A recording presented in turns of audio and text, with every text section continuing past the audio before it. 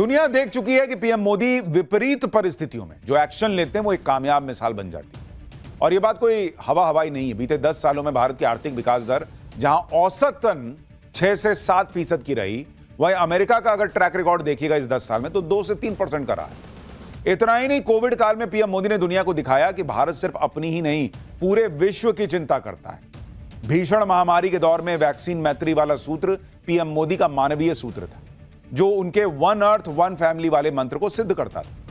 यही वजह है कि आज जब ट्रंप ने दोस्ती के नाम पर टैरिफ वाली ब्लैकमेलिंग शुरू की तो कई देशों ने इसे गलत बताया।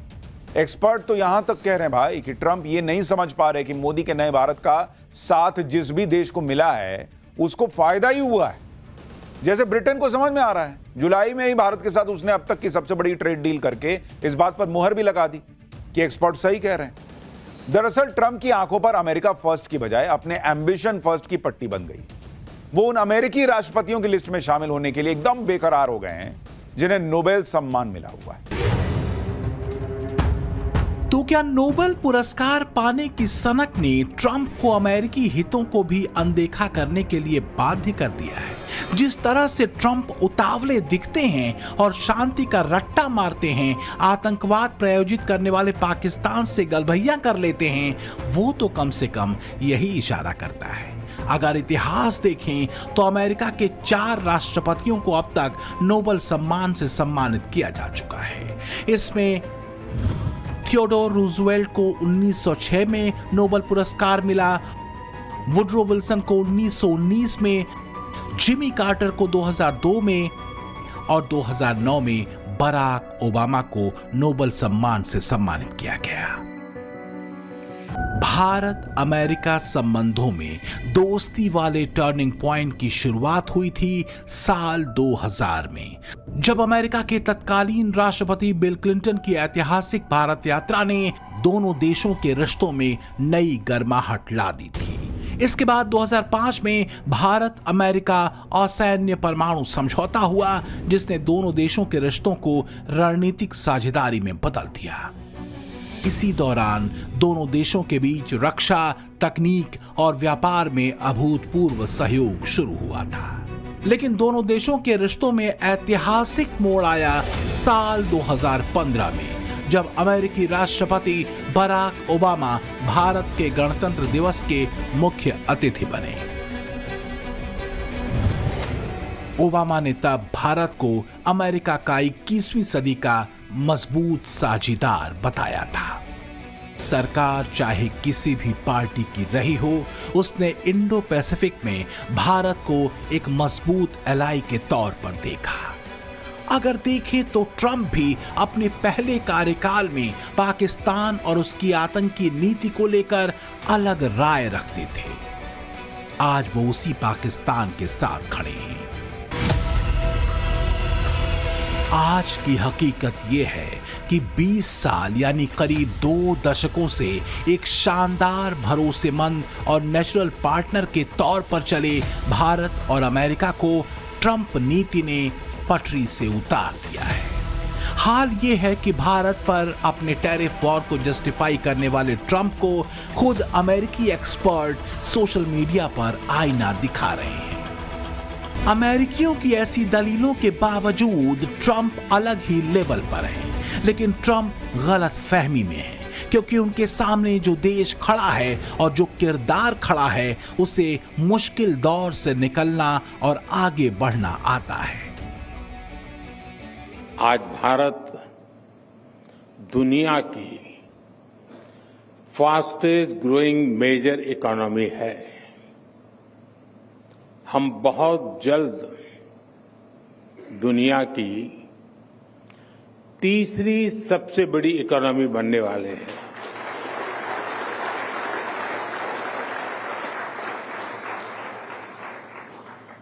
एक्सपर्ट कह रहे हैं कि दुनिया की ग्रोथ में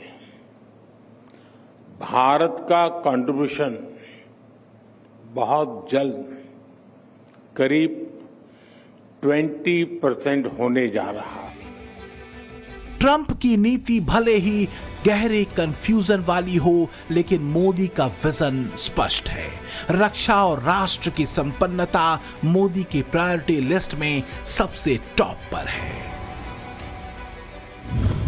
मोदी पर प्रेशर टैक्टिक्स नहीं चलती बॉस। राष्ट्र हित में मोदी नए रास्ते तलाशते हैं और आगे बढ़ जाते हैं।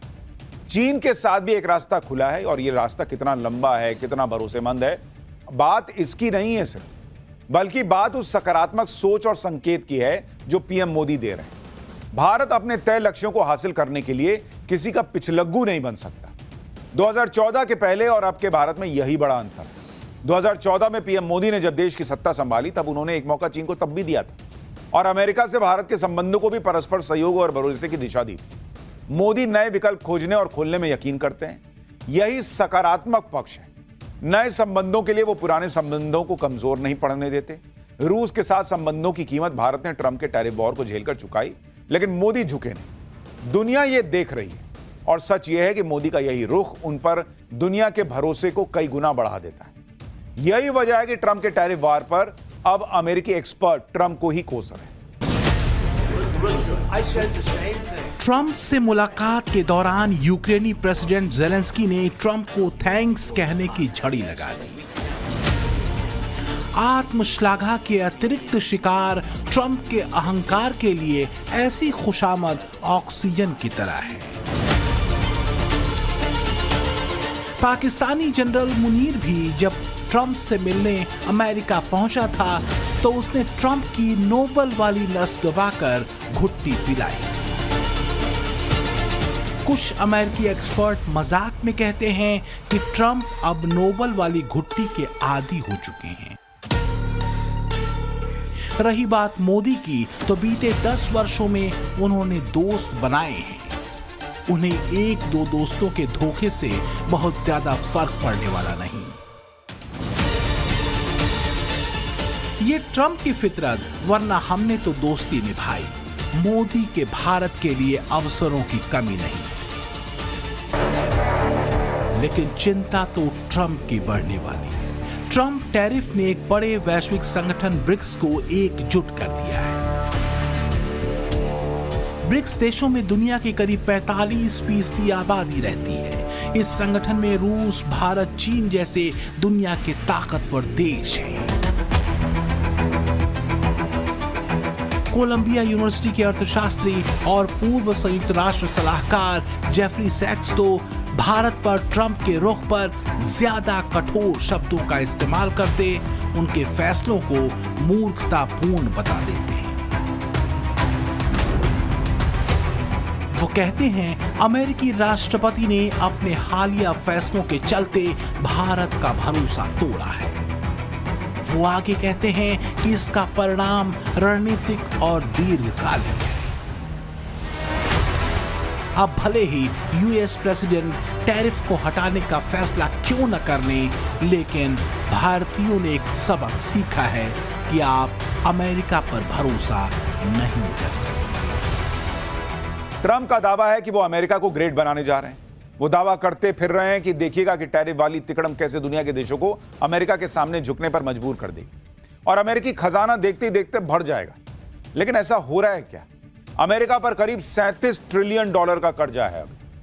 मतलब उसकी जीडीपी से भी 7 ट्रिलियन ज्यादा। इस साल अमेरिका में अब तक 446 बड़ी कंपनियां दिवालिया हो चुकी हैं।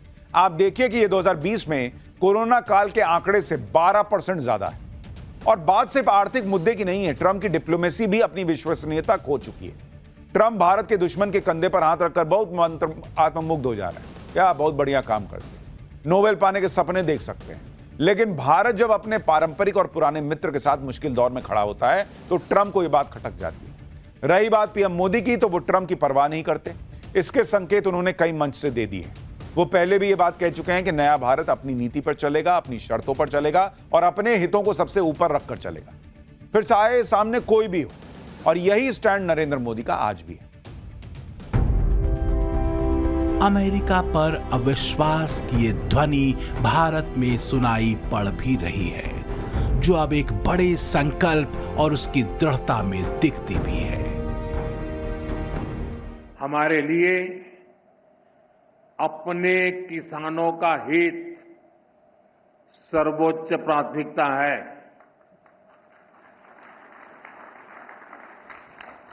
भारत अपने किसानों के, पशुपालकों के और मछुआरे भाई बहनों के हितों के साथ कभी भी समझौता नहीं करेगा।